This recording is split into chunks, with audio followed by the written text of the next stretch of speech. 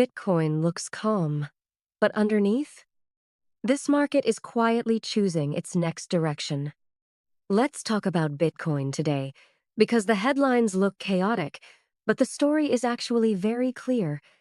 First, Bitcoin jumped back toward $90,000 after President Trump backed off a tariff threat. That matters more than people realize.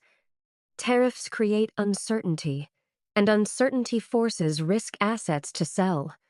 When that threat disappeared, sentiment immediately improved, and Bitcoin responded. What's interesting is what happened next. Bitcoin managed to recover and hold above 90,000, even while BTC ETFs recorded heavy outflows. Normally, that's a warning sign. Institutions pulling money out usually pressures price lower. But this time, price held. That tells us something important. Buying pressure didn't disappear, it just came from somewhere else.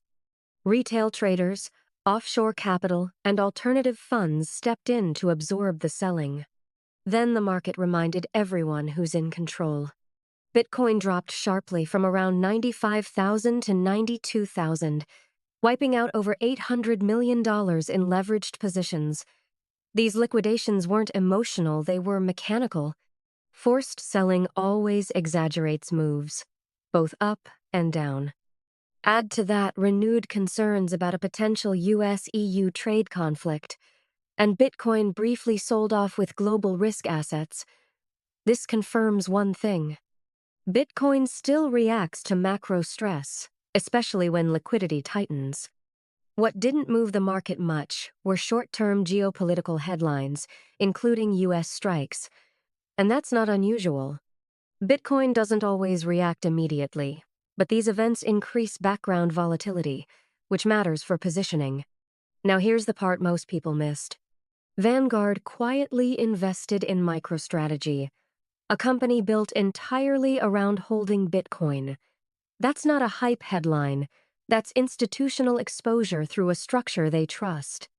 It signals long-term confidence, even if short-term price looks messy.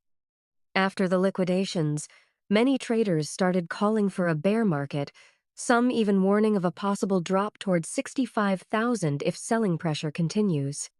But at the same time, Bitcoin began forming a new short-term uptrend after the pullback. So what's really happening? So short-term.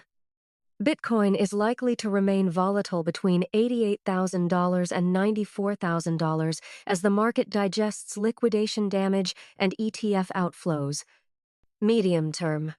As long as Bitcoin holds above the $85,000, $87,000 zone, the structure remains bullish neutral, not bearish.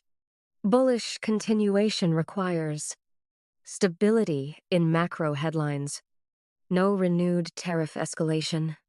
Spot buying continuing to absorb ETF outflows. Bearish risk increases only if price loses $85,000 with volume.